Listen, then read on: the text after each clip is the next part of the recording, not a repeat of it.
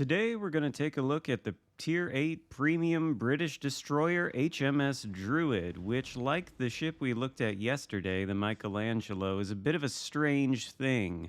This thing, though, is a lot more strange in a conventional way than the Michelangelo was. And essentially, what I mean by that is we're looking at a destroyer without torpedoes. Sort of the same thing in the Friesland. And like the Friesland, HMS Druid has only 4 guns, set in 2 triple turrets, but unlike the Friesland, both of those turrets are on the bow of the ship. Friesland's got one on the bow, one on the stern. So really, in HMS Druid, you can only fire forward with these 4 guns. And on top of that, they only shoot AP. There is no HE. So it is impossible in this destroyer to deal damage over time through fires or flooding. I guess that's not technically true. You could ram somebody with this thing and potentially get a flood that would deal damage over time, but you'd have to throw away your ship to do so. So what's so good about having 4 guns? Are these things any good at all? Well, they do shoot British armor piercing, which has short fuses and improved pen angles, so they're lethal to enemy destroyers. It might not be super obvious with the shots there against Velos, because all the shells were hitting at different times, but pretty much every salvo there was 2k or more, and we took 13,000 HP off that Velos in the matter of a couple of seconds. I think this thing is excellent at dealing with enemy destroyers. We'll be able to shoot at another one as this game goes on. I'll give you a short rundown of the stats, but this thing is only available for rent at the current moment. It hasn't been fully released into the game, so anything I say here could potentially change by the time it actually debuts in World of Warships Legends. But we've got 25,040 hit points. That's with William Sims as one of the inspirations. And we're using the new BA British destroyer commander, the gunboat one. I can't remember what her name is right now. So the reload time on these guns is going to be influenced by that build. I can tell you these 4 guns have a base reload time of 1.9 seconds, so just under 2. But with the gunboat commander, we've cut that down to 1.7. Perhaps not that big of a difference, but I think you want to squeeze every little bit of DPM as you can out of these 4 guns, considering they're your only weapons. We've got a 12-kilometer range on the guns with this build. The maximum AP shell damage is 2,200. No torpedoes at all, of course. The thing does have some AA defenses, but it doesn't have a very good aggregate rating, so I suspect it's not an exceptionally great AA platform. The maneuverability is a little bit of a low light too. We've only got a 35 knot top speed, which is not something you're going to be reaching all the time with doing all the turns and such. Although it doesn't lose all that much speed in a turn. You can see we're in a full turn here, and we're doing 34.4 knots, which is what, 0.6 knots below our top speed?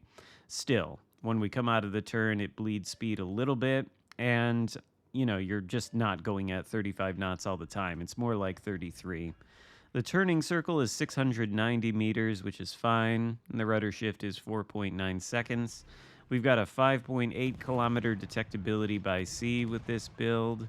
That's using Eric Bai as an inspiration, but no commander skills that actually buff the concealment. You could certainly get it lower if you wanted to, but I think this is fine. So in any case, it's a bit of a weird thing with all these guns on the front, which means, well, it's sort of suited to bow tanking, honestly. We're sort of sitting in our smoke screen here. The thing does have the regular British consumables that you would expect from a high-tier British DD. It's got 6 charges of the short-duration smoke. It's got British sonar that detects ships at 3.2 kilometers and torpedoes at 2.8. Lasts for about 3 minutes. Bit of a self-defense sonar, not really something you're going to be using to hunt down other destroyers inside of smoke screens.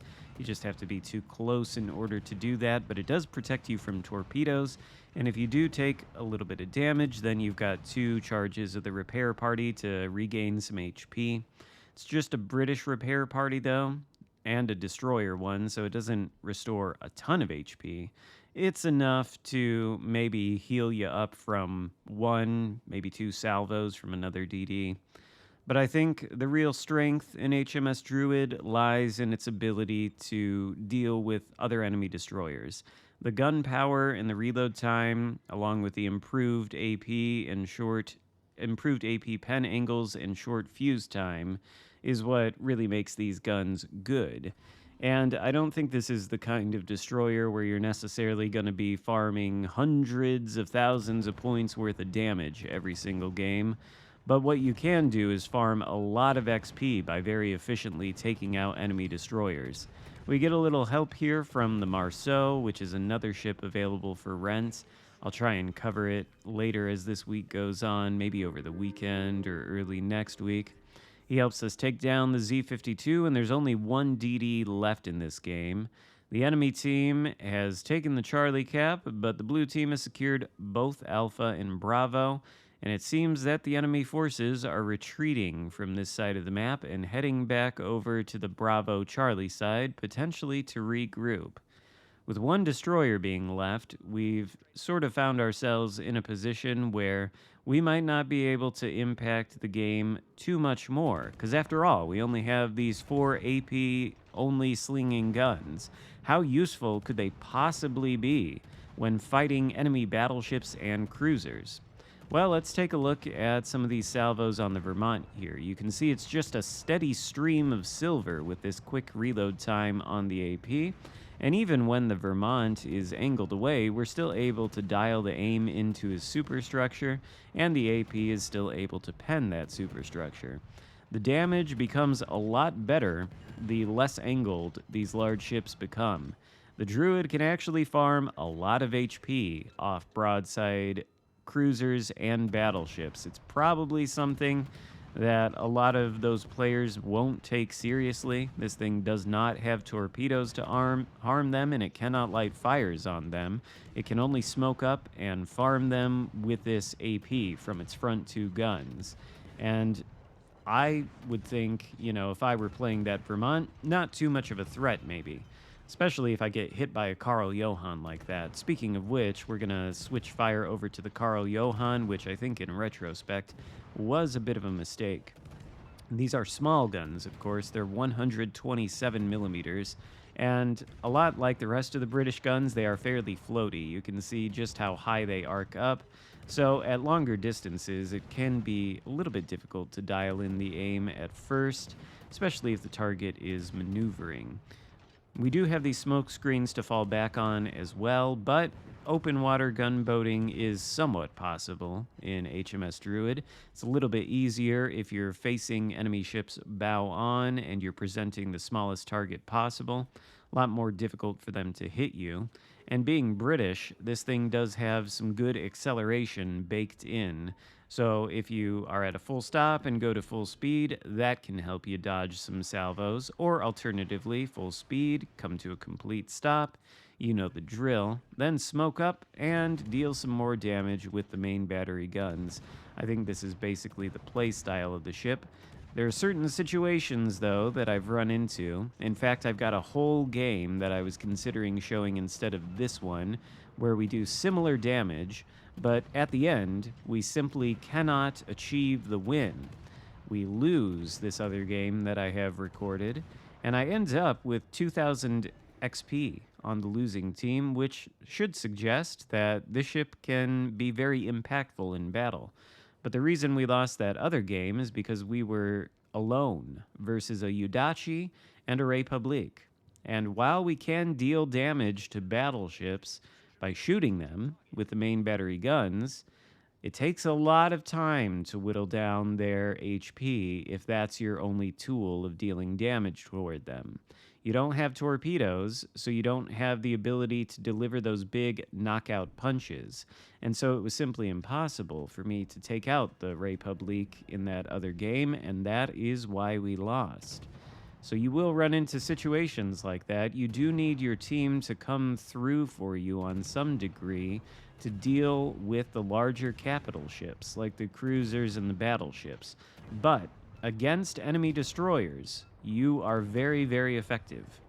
And you see there against the Alaska, that initial salvo with the AP did about 2,000 damage. And even as the Alaska angles away and starts kiting, the damage numbers are pretty good when they hit the parts of the ship that they can penetrate. I'd say that's probably the improved penetration angles here helping us out a little bit. But we will get a good example of how good the damage can be against the Vermont a little bit later on, and against this BA Montana, who we're also going to farm inside of the smoke screen.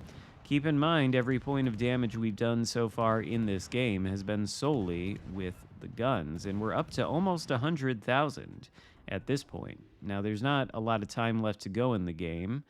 Less than 5 minutes and less than 3 enemy ships left alive, 2 of which are these full health battleships. So there's plenty of HP to farm here, and we are still going to farm a little bit more before all is said and done. But of course, our main job, as I see it, is to counter the enemy DDs, and the Bravo cap is turning red. So naturally, we're ignoring our main job and continuing to farm BA Montana. However, he goes down, so maybe that will direct our attention more toward the Bravo cap, and perhaps we'll be able to help out whatever legendary tier destroyer is entering that cap. There is the enemy, it's the Shimakaze, but the friendly DD does not need any assistance from us.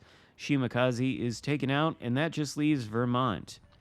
Vermont, I don't think we need to smoke up to shoot at. He is going to be shooting other targets, so this right here is just pure firepower practice, or target practice, I guess. Vermont shoots at another one of our teammates and presents us flat broadside, so we can demonstrate just how effective this AP can be against broadside battleships. You see, pretty much every salvo it's doing in excess of about 2,000 damage, and the totals are climbing up very quickly. We started this engagement at, 90,000 damage done? And we're already up to almost 120 after just a few seconds have passed. Now, there's going to be a limit to how much damage we can farm because the Vermont is quickly going down and he does sink. But we end up with 125,000 damage done.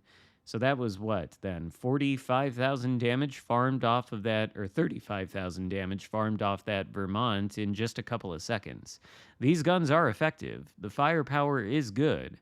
But without torpedoes, that might potentially limit this thing in certain situations. However, I find this to be a fun ship to play. I think it's fairly challenging to play, and it's definitely not going to be everybody's cup of tea. You're going to need to be really good at playing the gunboat game with destroyers in order to get really anything out of this ship. So if you're not comfortable with gunboat destroyers, I don't recommend renting this at the moment. But if you are, try it out. You might find it fun. I certainly did. Hope you enjoyed the video. If so, give it a thumbs up. Consider subscribing if you haven't already, and I'll see you next time. Goodbye.